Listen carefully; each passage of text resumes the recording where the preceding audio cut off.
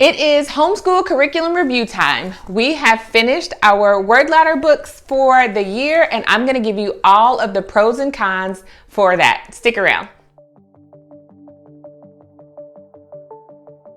Welcome to the channel. My name is Morgan here at the Life of Tillmans. If this is your first time, welcome. I'm so happy to have you here in this space. I hope that while you're here, you find everything that you need, love, and enjoy right here on the channel. If you haven't done so already, go ahead, click that subscribe button and that notification bell so that you do not miss any of the videos uploaded. If you've been with me before, welcome back. I'm bringing you guys a curriculum review.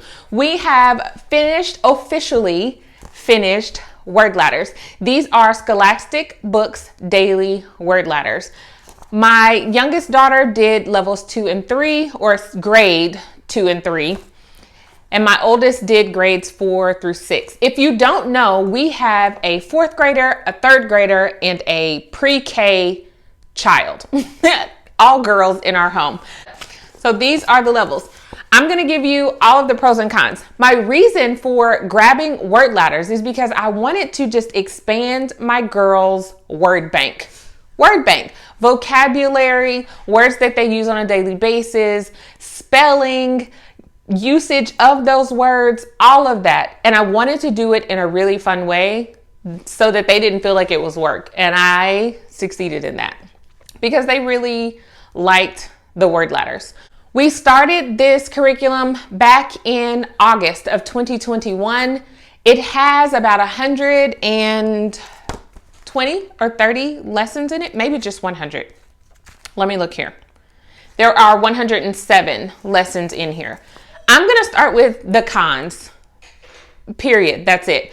With the cons, the one con that I found, you may not find this a con, but that there aren't any more levels. Once you have completed grades 4 through 6, that's it. I didn't find anything. I've researched and searched and searched by Scholastics. Now, there may be different word ladders by other companies, but not by Scholastics. So I'm sad about that because I would completely go on to the next level with my girls if possible. Could we restart these exact same books? Absolutely. But it kind of would take away because there would be no new words, and they have memories like elephants and would remember everything and just breeze right through it. So that is my first con.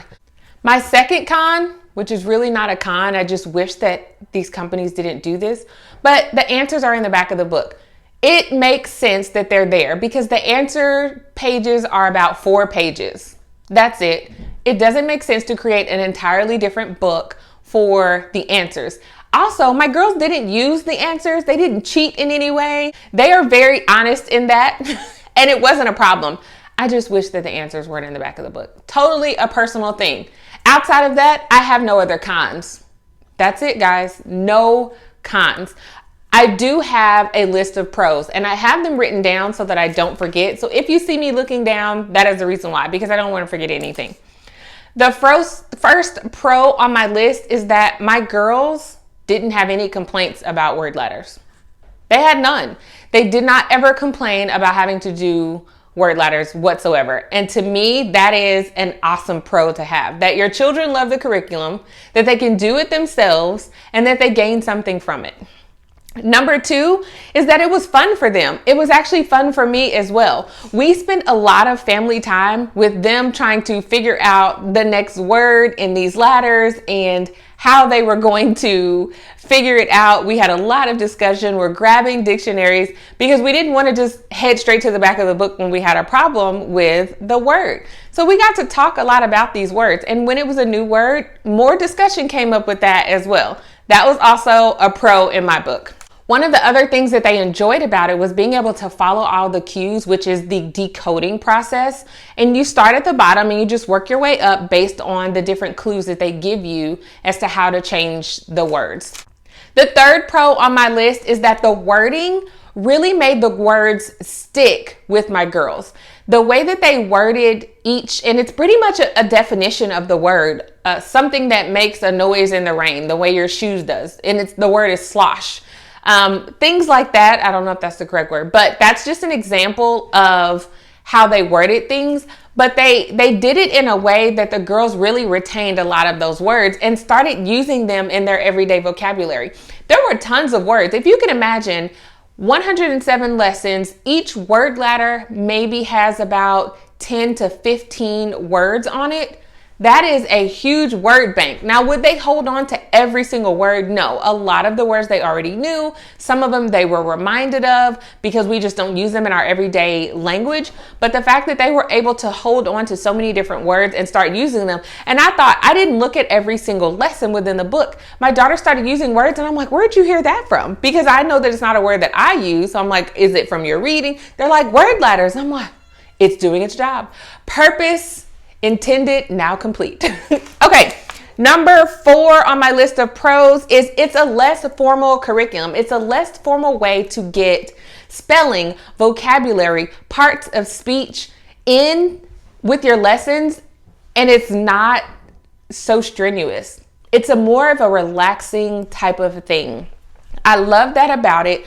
As I said, the girls never complained about having to do word ladders. Probably one of the first things that they would go for when they were doing their independent subjects would be word ladders. They would grab word ladders and go for it.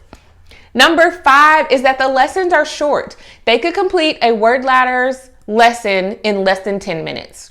Unless we went on our tangents of discussing some of the words. But the fact that they could do it in 10 minutes and still retain that information was a plus for me as well. Number 6 is that the curriculum leaves room for you to add on extension activities, meaning you don't just have to stop at your child doing the lesson and be done with it. There are little boxes that are starred, which are considered more challenging words or less known words, and you can expand on that. You can also use these words and have your child figure out the parts of speech for each of the words. There's so many opportunities. I am going to do some extension activities and I'll share that with you guys in another video, but extension activities to really expand this curriculum and take us a little bit further. Making the best out of your curriculum. I'm all about it.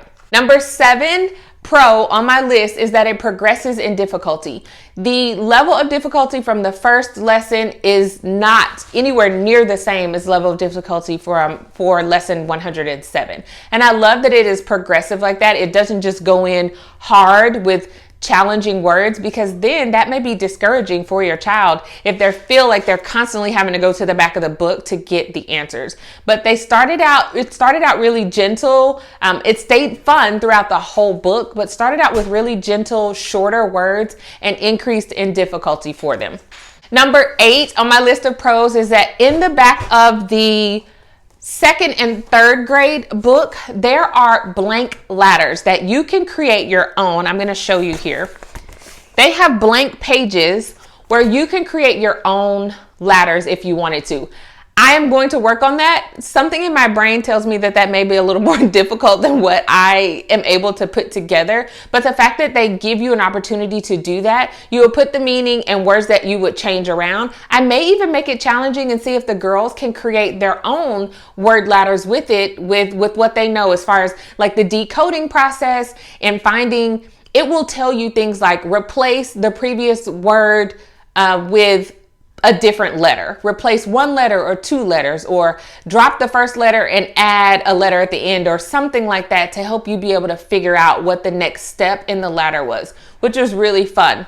And then the last thing on my list of pros is that each ladder is related. They have really fun titles at the top, and the first word is usually related to the last word, which is helpful for your child in the decoding process. For example, this one says opposites attract, and at the bottom you have black and at the top you have white. So it's all about the decoding process, and I like the abstract thinking that comes along with word ladders and how fun it was for the girls. So for us, that curriculum book, if they had different levels, would definitely be purchased again for us to use, because it was a hit in our homeschool and it really helped my girls with their vocabulary.